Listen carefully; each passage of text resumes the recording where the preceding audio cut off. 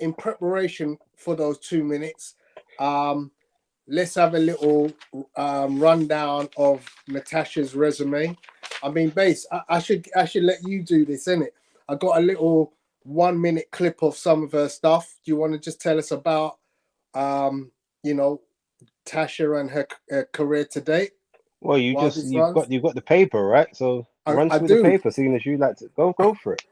All right, so here we go. So, ladies and gentlemen, introducing the British Female Fighter of the Year, as voted by the BBBOC, the current WBC, IBF, and WBO light middleweight champion of the world. I like to make mention that she is a fellow Gemini, just like myself, at 5'8", with a 16 fight record of 13 wins, 8 by KO, 2 defeats, and 1 draw. She is the 2009 European Super Featherweight Gold Champion in the amateurs. She's the 2011 European Light Welterweight Bronze Medalist in the Europeans. She's the bronze medalist in the 2012 World Championships at lightweight. She is the 2014 Light Welterweight European Champ, silver medalist, 5-time ABA champion in her first 5 years as an amateur. Let me tell you that, following her football career being stunted by a unfortunate injury, she took to boxing, and straight from the get-go, this girl was the real deal.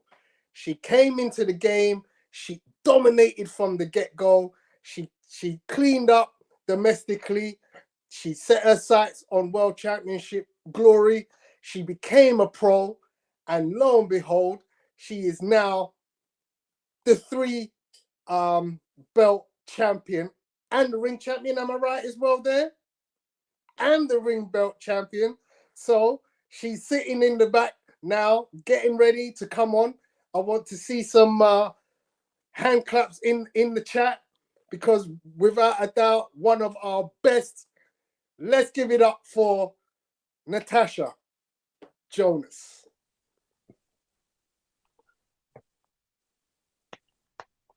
Miss GB, hello. Cheers, thank you. Thanks for having me on. Some introduction. Yeah, I mean, I couldn't have done it better myself. That's why I had to leave it to the big man over there. I have got some history, so much appreciated, Natasha, coming on. Thank you so much. It's it's a blessing that we have you here today. Cheers, thank you. So can I just ask, how was your Easter? You and Mila, how'd you get on? It was okay. It was pretty quiet, to be fair. I've literally banned the eggs in the house because she doesn't eat them, and then we melt them down and make Rice Krispie cakes, and then I eat all the Rice Krispie cakes. So I've just said, like, this year I said, oh, you can get a toy instead, and she was happy with that. So we got a toy instead of an egg. But it was I'm assuming you're pretty in quiet. training. We spent it with family. No, that's nice. I'm assuming are you sort of training at the moment? Any sort of light training, getting ready for your next potential fight date? Yeah, I've been. I feel like I've not left the gym all year. I thought I was going to be on the March show, so I was straight back from my holidays in January. Obviously, that didn't turn off. Then there was talk of it being on the Josh Taylor card, which was the April, and then that was cancelled. So now we're looking at May. Hopefully not. I don't have to wait till June, but maybe May. Are we talking about the Bawatsi card or the one on the 27th? Either or. The sooner the better for me. I feel like I've been out of the ring far too long already. So yeah, I just want to get back in and shake off some dust and have a good active year again. Lovely. Tony, I know you got something special to ask. Go for it. No, I'm just looking through the chat at the moment, so you carry on. Just Oh. Okay, cool. So I want to kind of take it back to a bit more towards the early part of your career. Like, when you turned over from the amateurs to pro, like, what was at that particular time, what was the sort of the thought and the rationale behind it? Because I feel like you're such a decorated amateur. Obviously, you had your little kind of setbacks, and then sort of everything else took place. So what made you then say, all right, pro career is we're going to give this boxing thing a go professionally and see where we get to? I think it was just opportunity more than anything. Here, there was no real boxing scene. I mean, we had Kathy Brown and Jane Couch, and they was kind of the big names here for a very long time. There wasn't really a scene where you could make a living out of it. And then Katie Taylor turned over, and we've seen a couple of the other Olympians turn over. And I suppose it was just opportunity. And at the time, I'd had 2 years away from boxing, and there was kind of something about my amateur career that I wasn't fully happy with. Maybe it was because of the injury that kept me out of going to the next Olympic Games in Rio, and it was kind of taken away from me that it wasn't my choice to leave, really.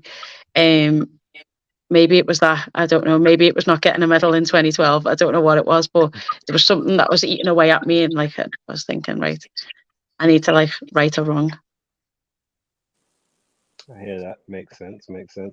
Okay, so if we look at sort of the early part of your career, obviously you came with much lauded fanfare. You were, Miss GB. You were, you were probably the biggest name over here, and because you're Katie, technically Ireland, so you could say she was biggest there, but she was building her way, you was building your way, and there was a lot of talks about you two obviously potentially meeting in the fight down the road, and you were, basically that dangerous backhand of yours was stopping a lot of contenders on the way up to sort of to that contendership status.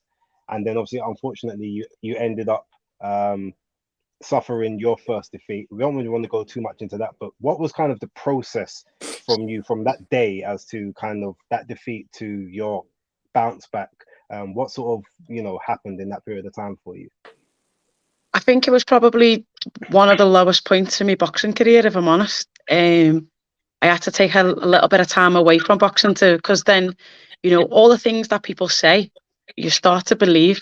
So people were saying, she's too old, she hasn't got it, she's not the same as she was when she was an amateur. These people are younger and fresher, and I started to believe it. And I was like, maybe I haven't got it yet. Maybe I'm just one of them boxers who were better as amateurs. So I went away. I think I had 2 months off. I went to my brother's wedding in Australia, and when I came back, I was like, no, I can't leave the story like that for the same reasons as before of even turning pro in the first place. What would be the point in ending the story there and still being dissatisfied? So yeah, it was a slow build, and I literally went back, and there was mistakes that I was doing in my first fight and my second fight and my third fight, but because you're winning and because you're stopping people, you never really, not that you don't think to fix it, but it just seems less important because you're winning. And it's only when you lose that you realise that you have to go start back from the basics and build yourself back up mentally, physically, but more emotionally and like I say, mentally. So. Okay. Go ahead, Tony. Yeah. So, Tasha, you clearly are a phenomenal athlete. I mean, you had a scholarship in America for soccer. That obviously finished at a certain point when injury took place. But to me, you could probably excel in any sport you wanted to. Tell me some of the sports outside of boxing and football that you excelled in and you could think, well, yeah, I really like this and I really like that you could potentially have been a world champion in. What I think and the reality of it are two different things, because even in football now, when I watch my little sister play, I think, I would never tell her this, but I think, wow, I wouldn't even get in the team now. Because the standards. That's not what she says. That's not what she says. The standards so much for that. But I was one of them kids. I literally, I've done every sport there is to think of, and it's just so happened that I ended up in boxing. But I wasn't really that great academically in school, but sport was the one thing that, I would always try my best at. And it was the only thing I think, really got praise for as well. So I always, we come from a sporting family. It's like, in our genes, it's in our DNA, it's in our area. And yeah, it was the one thing that kept me motivated and wanted me to be different. And as a young girl, to be fair, I used to hide it because it wasn't seen as like the cool girly thing to do, to be good at sports. But it was something that I liked to do, and I just always stuck with it. So have you got, for instance, a record in like 400-meter hurdles or 10,000 meter, or you know what I mean? Maybe a family one. definitely not a Liverpool or anything one. But yeah, I've done track and field. I've even played pool, netball, county. Trying to think. Yeah, Hockey, mainly track and field. Netball, yeah. Hockey. No. Could have been good at netball though, yeah. Netball I was good at, yeah. But what happened was I was always a defender for like the county, but then when you get to them national kind of levels, they're all huge, and I was too small to be a defender. So they moved me to centre, and I just absolutely hated being there. I wanted to be a defender. Cool. Well, hopefully one day I might catch you at pool, so we'll see if your game's still up to par. Okay. So, quick question, just slightly away from the sort of the career, just for a moment. Now, obviously, I know, your proudest moment is obviously becoming a mother. That's like your pride and joy. But away from that specific, like, what would you say is like a turning point in your life, or like an achievement that you've had that sort of stands out above the rest? Like away from boxing and away from being a mum. Yeah. You know what? There's two things that stand out, and I tell, like, people always say to me, well, kids, when I do a lot of work in like schools and give talks, and they say, which is your best medal? And they always expect it to be a boxing one. And it's this little like 50p like medal that I got for winning the Merseyside schools. And it was probably the first time that I ever realised that I could be a winner, and I like that winning feeling. So that was important. But then also just getting the scholarship and being able to go to America, that was big. No one in my family had ever been to university.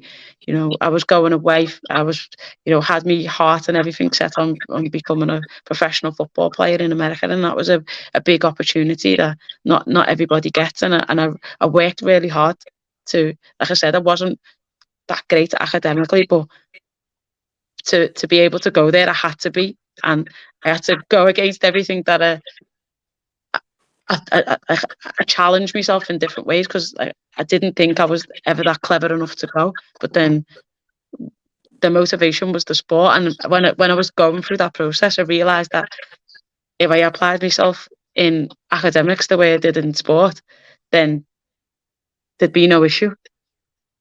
Oh no, that's great. That's great. Okay, so I guess a bit of a segue to that. Again, when it comes to outside of training and everything else, like, do you get much free time? I mean, I know you're an incredibly busy person, but with whatever free time you do have, like, what kind of things do you like to do? What is free time? What is free time? I had to check. Yeah, so I do all my running about, and I try and get that done before 4:00. And then I pick the baby up and do every single running about that she has to do. So I do all the mum chores then. She's, Monday karate, Tuesday swimming, Wednesday netball, tennis, Thursday dance, Friday something else. And so I'm doing all their gymnastics. So I'm doing all their running about. But, I spent a lot of time being away from home and being away from family and friends, and I don't get to always, enjoy them big occasions, because there's a lot of sacrifices that you have to make to be an athlete. So I just enjoy being around my family. Like my poor nan, I have my nan up the wall. Like my nan's is like the central house for everybody. Everybody's got a key. Everybody goes to, and I probably go to my nan's like six days a week, and just see everyone. And on the weekend, I go there most of the time, just chilling, just to be around everyone. We are a very close knit family, and again, I'd never tell them, but I do miss, you know, when you're in them training camps for 10 weeks, there's a lot of things you miss out on, and I just like being around everyone and enjoying it. And my little girl does as well, to be fair. That's Cool. beautiful. So, I mean, unlike Base, I'm also a parent, so I totally understand where you're coming from when it comes to spending all your time running your kids from one social event to another social event, and trying to find your own time is very difficult. But I do want to pick up on something you said, because it kind of alludes to this situation where these are your words. I am telling all the little girls and boys with big dreams who work hard to always believe in themselves and never give up. Now, I know that you've been such a community champion. You used to work, I think it was for the BBC, working with the community. And I know a lot of kids will look up to you because of you're constantly in the media. You show yourself out as a very humble person. I myself do a lot of mentoring with children, and obviously it makes me pleasure, gives me pleasure to sort of see that, you know, you're a person of your community. You know, you're very much into, you know, your background there in Liverpool. You and your sister have done so much for your community. I've seen the things that have been made since you guys' success in and around your local area. Tell us a bit about your work with the community, because to me that I think needs some mention. Yeah, I do a lot of work with community groups. Like I say, I've probably been into most of the schools, primary especially, but most of the schools within, you know, a 5 mile radius of where I grew up. I just think it's really important, you know, to see, for young people to see people like them, you know, go on and achieve something, even when, you know, none of my mates wanted to be footy players or boxers. In fact, I had one mate who played footy. But just because they didn't doesn't mean that I didn't want to. So I like, you've got to be true to yourself and stay true.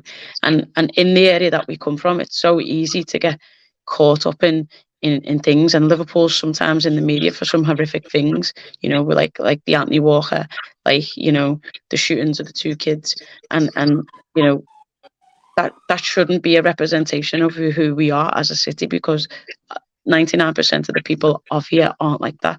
And it's important that the kids see that as well, because that's not the life. And there's so many opportunities, and you've just got to, you know, you just got to believe it and see it, and you know, and not be afraid to be the first. And just because nobody's done it doesn't mean that you can't. How was life growing up in Toxteth? You know, so I was born just after the riots, and you know, there's a lot of unrest in the city. There's a lot of division. There's a lot of, you know, unemployment. There's a lot of drugs and whatever, and violence. And but to me, it was just home. That was like, you know, they was all the things that everybody else called it, but you know, for me, it was just home before the street lights come on and all that stuff. So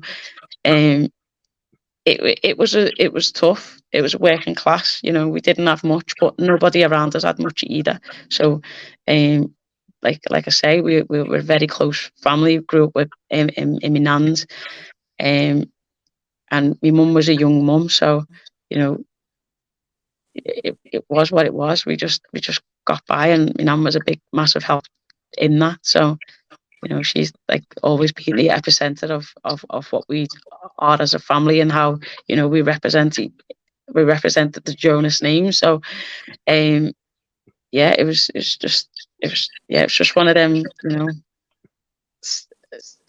just one of them growing up. Yeah. Yeah, I mean, you know, look, Base and I both have, you know, areas that we grew up with, based in Southeast London, myself in Northwest London. You know, we've, you know, seen and heard and experienced, you know, a lot of things in society in and around our local communities. Very difficult areas to grow up in, but, you know, boxing has been to us, I think, you know, an escape. It has been for a lot of kids. I myself, as a former boxer and now as a coach, work with a lot of kids who come from the streets and turn to boxing to find a way out. And Base is good friends with quite a lot of guys who he grew up with, who have ascended into great things. I mean, from your own community, is there anybody else that you think look, I see someone who had a really difficult time growing up in amongst my peers and has managed to come out of it and excel? There's a lot, to be fair. It's like, it's not just in sport. There's a lot in every walk and area of life. It's just that sport's the one that attracted me, because that's the one I liked. But there's so many people doing great things in the area, and not all of them get the flowers that they should. There's community leaders, there's head of youth clubs, head of boxing clubs. Some of these, I can only speak for mine that I went to, but just being in that boxing club, and my coach was a lot more than a coach. There's so many kids in the gym. He's the dad to some. He's the the enforcer to others. He's the disciplinarian for others. These kids, some of the kids, they're getting suspended from school and not being bothered. But then, if Mick told them, if you get suspended again and you're not coming to the gym, then that was a problem for them. So Yeah. you can't just be a boxing gym anymore. There's so much more that goes into it that people don't see. And like you say, for kids who are of a certain class or whatever, are deprived in some way, that they see that as a way out, and it can be used as a very positive tool. And not only the skill of boxing, because it is just the skill, but there's so many things I learned through sport that school just couldn't teach me. Yet I'm through my sport, I'm disciplined. I work hard. I can work on my own. I can communicate with people. I can and these are all life skills that go beyond past your sport. And that's the things that it can instill, not just boxing itself. I totally agree with you. I mean, certainly I had a coach in my gym, which was the All Stars gym in Paddington, London, which was formed by a guy called Isola Ake. And anybody who knows the game in London will know that Isola Ake from Ghana was, one of the most greatest trainers in the sport in London, and was recognized. He carried the Olympic torch. He was an MBE. Which actually brings me to a point about Ghana. Actually, you've got Ghanaian roots, right? Yeah, so me nan's dad was Ghanaian. Okay. My granddad, so my nan's mum and stuff was English, but her dad was Ghanaian, and my granddad was Jamaican. Okay. So which do you choose, jollof rice or rice and peas? Oh, rice and peas. That's no offense to jollof, but rice and peas all the way. Excellent. All right, so we just want to take it back to sort of the career again. So obviously after the setback with Vivian Obanoff, and you've had a couple fights leading up to the what's her name? Harper, the Terry Harper fight, yeah. So those fights, were they actually televised? Because I actually don't remember seeing the combat fights before obviously you and Harper were announced. So what happened? Were they actually on the Sky Sports shows, or were you having to go to other platforms to get those fights in? What happened there? Yeah, so my contract with Matchroom had run out, and obviously the idea was to win Obanoff and extend it and go in, but it didn't work out like that. So I went on to some MTK shows on IFL, I think. So they were on that, and then obviously we went into lockdown, and there was only me and somebody else that Terry Harper could fight, and I was the one that got the nod. Then boxing stopped, and I didn't know if I was going to get an opportunity again. And then obviously we went and had that great fight. Okay, so if we go to sort of that fight now, a lot of people wrote you off, and you're just like an opponent, just another name to kind of put on Terry Harper's record. Now I wasn't one of them at the time. Luckily, I thought no, there was something about you in a lot of the interviews. I was listening, and I'm like, she knows something that no one else knows. I feel like she's gonna do it. So when that fight happened and you got the draw, in your mind, did you feel like, okay, even though I haven't technically won, the fact it's a draw almost kind of means I won because I wasn't even supposed to get that far? Like, will the new opportunities come from here? Was you expecting, okay, I'm gonna get some more opportunities, or I'll get a chance even to right this wrong and kick on? Or what was kind of in your mind at that time? At the very point of when he said, and I think it was Ian John Lewis who scored at a draw, or whoever it was, I thought, if I'm honest, I was pissed off. I don't know if I can swear, but I was. Yeah, I was pissed you off. can. So yeah, I was thinking like I was just annoyed. And then the thing about amateurs is that once a decision's been made, you know that it's not going to change. It's very rare that it's going to change. So once it's even though I was annoyed, I was like, you have to just take the positives because it's not going to change. Like no one's going to ever. I don't think there's a pro decision yet. Whether the whole world can see it was the wrong decision, or just it. Sometimes it feels like that, but yeah, it was just one of them where you have to take the positives, and then I think weirdly that probably put me in good stead for other things and opened more doors, even though it was just the draw. I think it was like a kind of thing of a lot of people thought I won, so they were like, you have to give her another opportunity. So that put pressure on other people to be able to do that. And you know, the rematch and stuff, or whatever was promised and never happened. So it was what it was. But yeah, I ended up getting the Katie opportunity from that, which was probably two of my biggest opportunities at that time. And yeah, again, stepped up. You get these opportunities. I think I felt so disrespected at the Terry Harper thing because they were just like, I think everyone buys into like the hype train. So everyone was like, she's too fast, she's too fresh, she's too young, she throws this many shots around. And me and Joe literally dissected her for everything, and we counted the shots every round, how many she threw, how many she landed, and broke it down, what shots they were and everything. And we were just like, nah, yous are just listening to what whoever's telling you is saying, and yous are just buying into it. But we actually knew, like, the output was amazing. She throws 30 shots around, and 20 of them land. So her output's not that great. Do you know what I mean? That's how in depth we went. So I just didn't believe the hype, and I think that reflected in the performance. Do you think the fact that you suffered the cut in that fight maybe played to judges' minds as well? Like, oh, she must be doing better than we thought she was because she's caused this damage, even though it wasn't caused by an actual punch. Do you think that might have subconsciously played a part in their minds? I don't know, maybe, but I got the cut earlier on, and I think it was from round 3, and then that actually changed my game plan because they said the referee had come over to us in the corner and said it was caused by a fist. Now, before, when we go through the rules and stuff, when they come to your changing rooms, he said, like, if it's caused by a fist and it has to be stopped, I think before 6, then it'll be a TKO, or after 6, or I can't remember, after 4 or whatever it was, that it'd be a TKO. So I thought, right, I'm gonna have to cover this eye and just go for it, so that changed my game plan. Okay, so going through, obviously you had the Katie fight. Now that one, obviously Katie got the nod.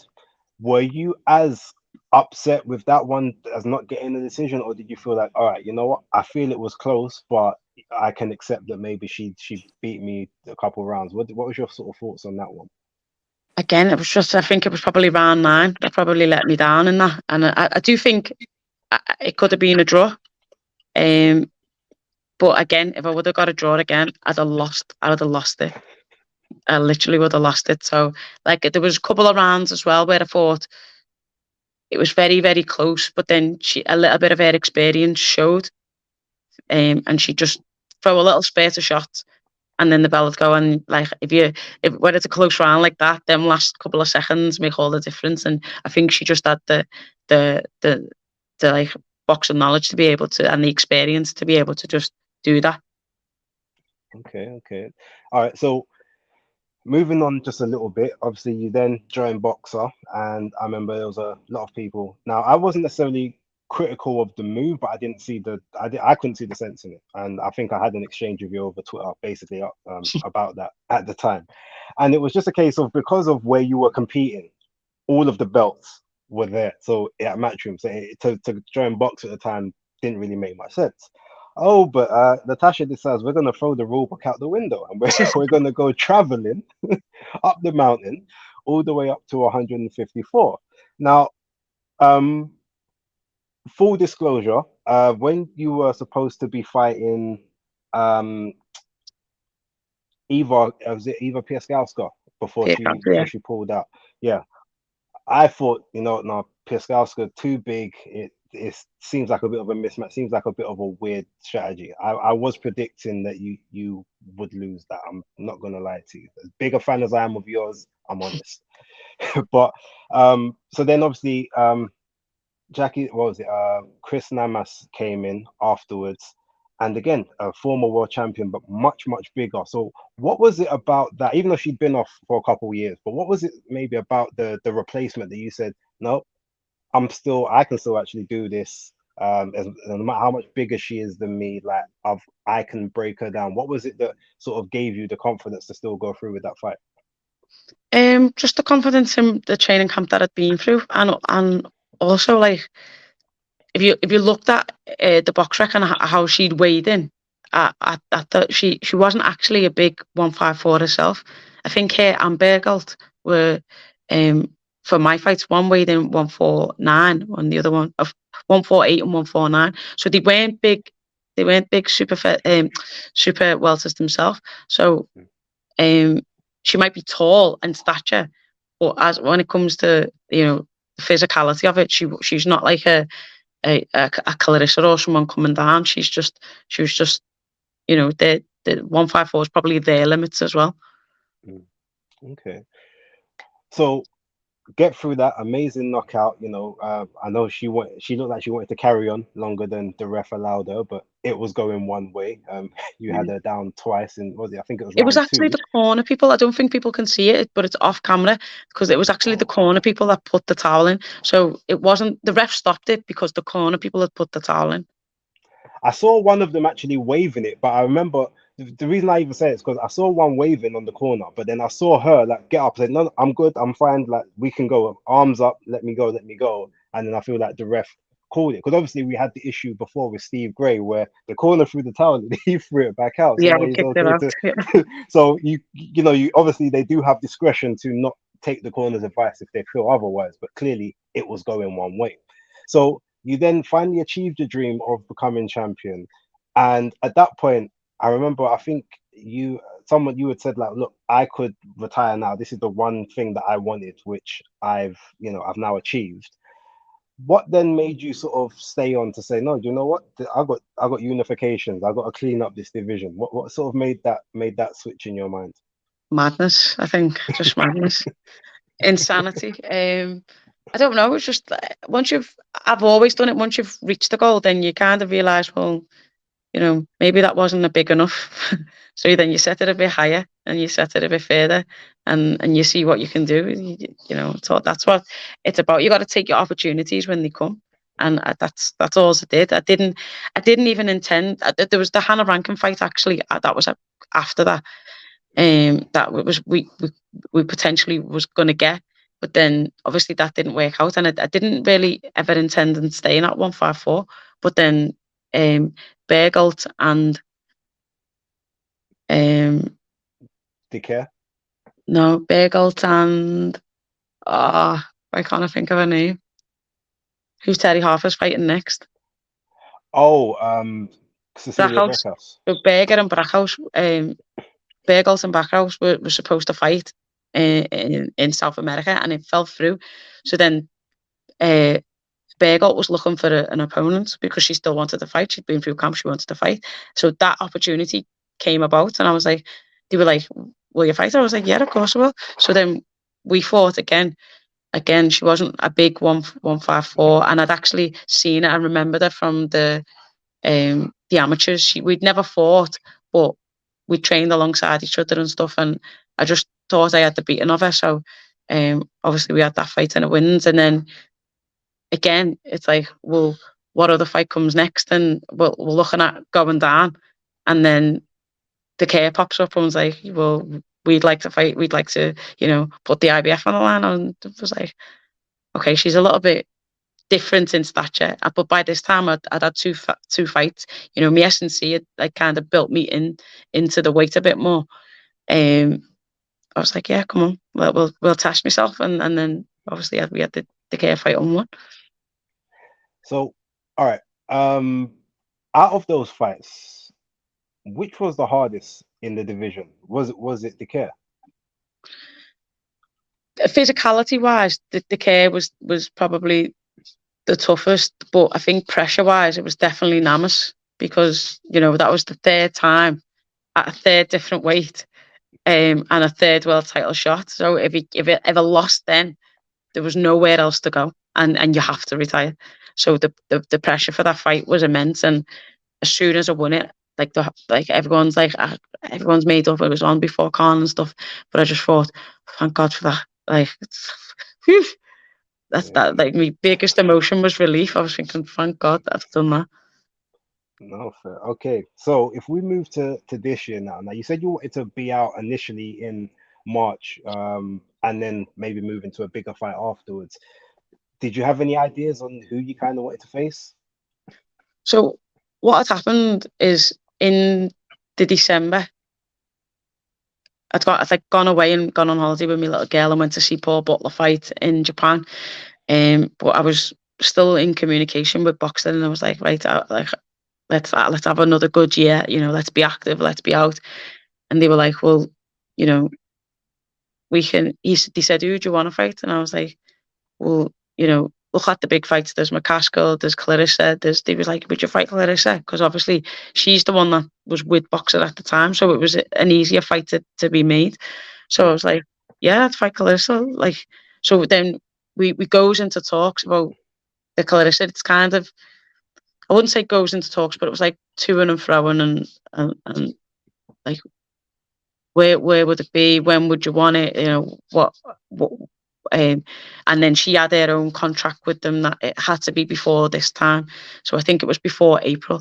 So I said, well, yeah, put it on the March in Manchester. Well, it was supposed to be Liverpool initially. Put it on the March in Liverpool. Or they said, we'll do it on the Josh Taylor, which was the April. So we're going back and forth. It goes into the January. We're still going back and forth. And then it just doesn't turn out. But by this time, because we're back and forth with on the Clarissa, everybody else, the McCaskill, not so much the Harper, but Harper and Brackhouse, and they're all taken up. Chantal, they've all got fights now. So then there was no one for me to fight. So and that's the position right now that I'm in, is that everybody that I wanted to fight is, or anyone of note that I wanted to fight, is kind of like taken up now. So it's just a case of coming back, having a fight, and then seeing who's available next, or see who wants it. So believe it or not everybody wants to fight. That's true. Well, we know that definitely from the men's game. We thought it was a bit different in the women, but clearly politics are starting to rear their head just a little bit. So one of our members actually had a question for you. It's gone from the chat now, but I do remember it. So basically what they said was, what were your thoughts when you heard Clarissa say that basically you were just looking for retirement money for the fight with her, and how did that kind of make you feel? And yeah. I just think sometimes her and the team are a little bit mad, because they go on about having 7-figure deals and having this and championing women's money, and we won't pay in, and we won't be treating fairly, and all this. But then when I was asking to be treated fairly, because it was being treated fairly against her, then it was like a different scenario. So she didn't like it that I was asking to be paid fair, but because it was against her. I just don't get it. It wasn't. I don't want to be disrespectful. It wasn't like changing. I'm not going to walk away after that fight and never be able to work again. That's not the case. It's the case now that I don't have it, that I probably will have to fight twice to get that type of money. That's it. So it wasn't a case of you know, and she's, you know, you asked for, you know, $500,000. Yeah, $500,000 is totally different to pounds. So Yeah. we all know the offer that was made for Harper. So she's saying that she's the, you know, the pull that she is and the danger that she is.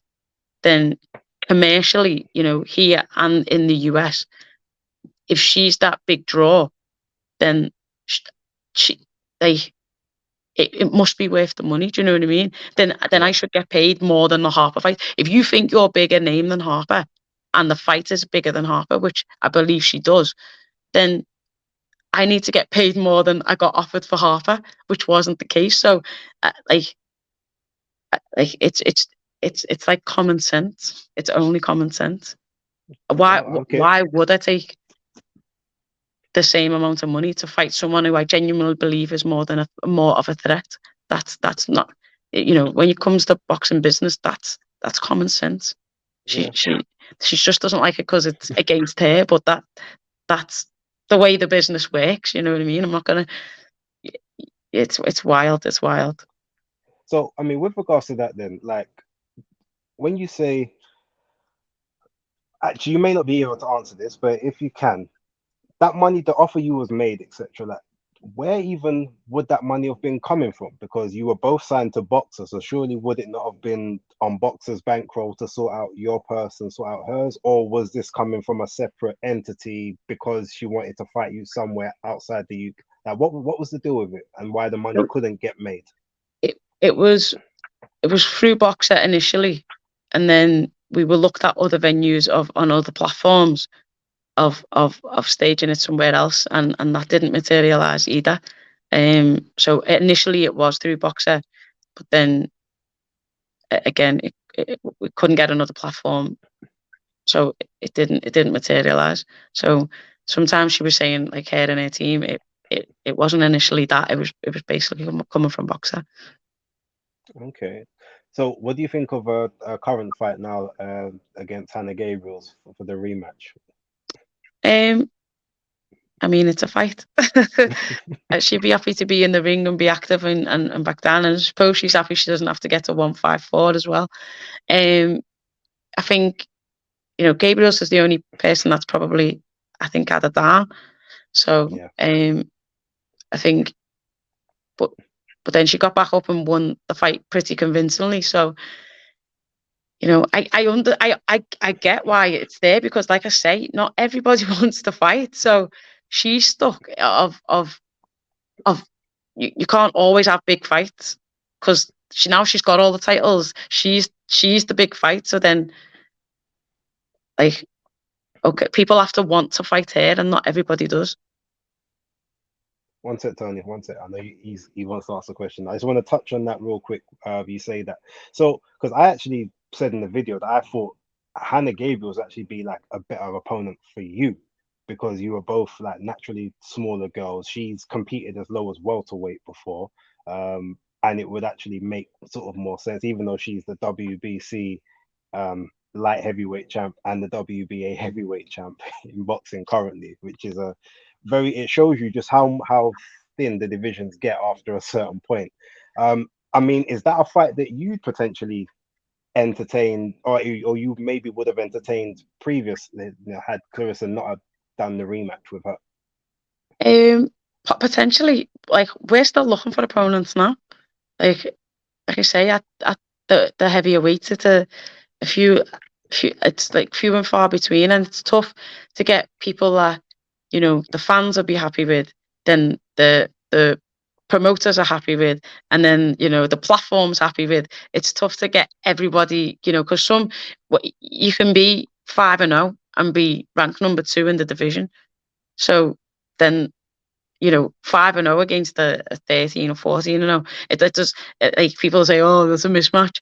So then you've got, it's hard to keep, and then, you know, it's just hard to keep everybody happy, because you want to make the fights competitive, but then it can't. It's not always possible. You know, Hannah Gabriels herself has fought once in 4 years, but she seems to be the one that's, you know, wants to fight. So it's hard. Like, and I seen some of the comments saying like, oh, you know, she's being inactive. She's nearly 40. She's this, but that's what it is. That's the pool that you're picking from. So you either fight or you don't. And as obviously as athletes, we want to fight.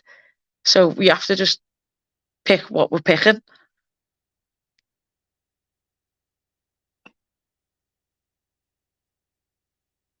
You're on mute, Tony. Okay, so there's obviously a lot of frustration with being in the position that you are at now, because when you were on your journey up, you just were given opponents. You know, you could see it. You could see an opponent's record. You didn't have to look at their footage. You just knew, well, they competed at a certain number of fights, and you'd be like, okay, let's go and take what I've learned and take it into the ring. But now we're at this point in your career where we're playing politics.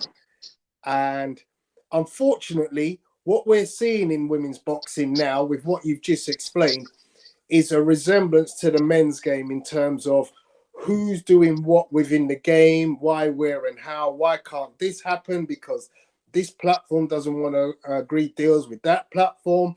This promoter won't let his fighter or her fighter go across to that platform. The monies are not agreeing because, you know, you're fighting in Saudi Arabia or you're fighting in Wembley Stadium. Obviously, boxing is a hot mess in terms of some of the politics that happens in and around the game. You've also got the fans being frustrated by the heroes and villains, so to speak, within the game. So when, let's just take Tyson Fury as a case in point. Sometimes he opens his mouth and people think like, oh, brilliant, Tyson Fury, being honest, what, you know, a man of the people. And yes, let's just have what he's saying. And then 2 minutes later, it's like, oh, hang on a second. Didn't you just say something else last week? And now you've completely shifted the sail, and we're going in a different direction and saying a different thing, and the public are confused. So with all of this going on in the game of boxing, and you now getting into that situation where you can see that, you know, we just want to see good fights. You just want to be in good fights. You want to just be paid your money, your worth. We want to see you pay your worth and pay to see you fight in those fights. What would you say boxing needs right now that, you know what, too much of this, that, or the other? I mean, even talking about things like PEDs in boxing is a hot topic right now. You know, what would you say right now? You see all the trash and you go like, I wish boxing would just clean itself up by doing. I honestly don't know. I'm still learning. I've been a pro now for 4 years, and there's still part of the game and the business, because what fans see is the sport. So when you're sitting down watching the fight, or you're watching the weigh-in or whatever, that's the sport. But there's a whole business behind getting a fight, and unfortunately, they don't see the business, which is sometimes the part that lets it down. And I don't know.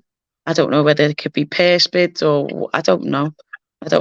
I see people saying one governing body. You know, I honestly, I don't have the answers. All I know is that the majority, we are self-employed workers. So if we don't box, we don't get paid. And we want to be active. Or let me speak for myself. I want to be active. And I want to fight, and I want to be in good fights. I want to be in good fights that the fans want to watch. I want to be, you know. But I've got to the point now where, like, there was some fights that I took earlier that I took for the opportunity, and I was advised not to. And they said and he was like, right, if you take this opportunity, like, they'll always set the bar for you at this much. And I went against the advice and took the opportunity, and there was never a truer word said. So now I'm in the position to be able to, like, say, right, this is what I want, and give that out.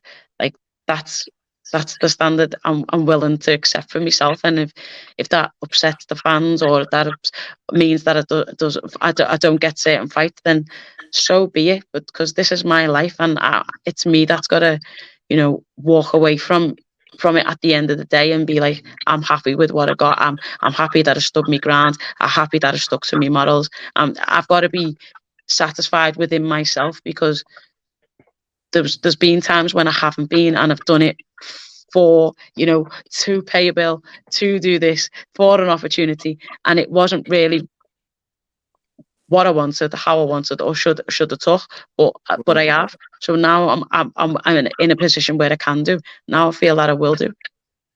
Excellent, thank you. All right. I've got 2 more questions, and then we will let you go. We appreciate it's very late. So thank you very much for staying on. So the first one, if you could change one situation within your career thus far, whether that's from amateur to pro, any maybe a decision that you made that something that went against you that maybe shouldn't have, etc., like, what would you change, and what do you think that would have meant for your career as it is now? I mean, would I have loved to have won an Olympic medal? 100%, yeah. But I also think, and I said this when I accepted the award for Fighter of the Year. Like, okay, I had an amazing 2022, but this was 18 years in the making, and every single one of them decisions where you've gone there and you thought you won and you haven't, or you've boxed brilliant and haven't won, or you've sometimes you box rubbish and win. So every single thing that has happened, injuries, whatever it's been, has made me into the person that I am right this second, and the boxer that I am, and the athlete that I am, and the mum that I am right this second. So there's nothing that I regret, because without them downs and them heartaches and that pain, then it doesn't motivate you to become this person right now. So there's things that I would have loved to have got. I would have loved to have got an Olympic medal, would have loved to have got a Commonwealth medal, but I didn't, and I'm here because of them heartaches and because of them down times, and it makes them moments that I win against Amos and I win against Bergelt and I win against the Kerr that much sweeter, because I've been through them down times as well. Brilliant. Okay. All right. So the last one.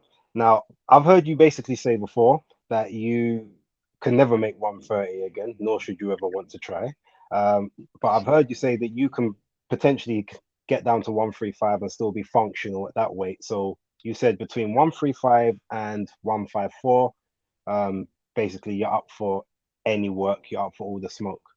My question to you though is, your next fight or your next 2 fights for this year, however many you're able to get, like, what are the people you want? I don't want whoever's got the belt. I want you to mention some specific names, that these are the people that I would love to fight for the rest of this year. I think one we've been chasing for a while has been McCaskill, and for whatever reason, like, she's had fights. Obviously, she had the loss to Chantel, and she's got a fight with Habazan booked in at the minute. But yeah, she's definitely been on the radar since before Chantel, and we've asked for that fight, and we haven't got it for whatever reason. And yeah, anyone. I feel like anyone. I like, yeah. I'm not really fussed. Like, it's hard. It's like we sat there in February and was like, right, the March thing isn't happening, April isn't happening, and we wanted to make it. How do you go from last year to now, like, in this position, and how do you make it better? Like, I've kind of like a little bit of a victim of my own success, because now I feel like I need to build on last year, instead of everyone's allowed like a a defense, and then you go back to another big fight. But it feels like, just because I had 3 title fights on the spin, every time I fight, people want it to be a title fight, but that doesn't happen. It doesn't happen all the time. But that's what people want, and that's what people expect. And I'd love to do that. I'd love to have McCaskill next, and then, you know, whoever else next after that. But it can't always happen like that, because who else does that? Okay, I mean, you're quite right. Oh, there's one last question that's come in from one of our members. So our good friend North Bank Brenny's basically asks, would you have been UCAD tested more in the amateurs or now as a pro? So I've only ever been tested as a pro after world title fights.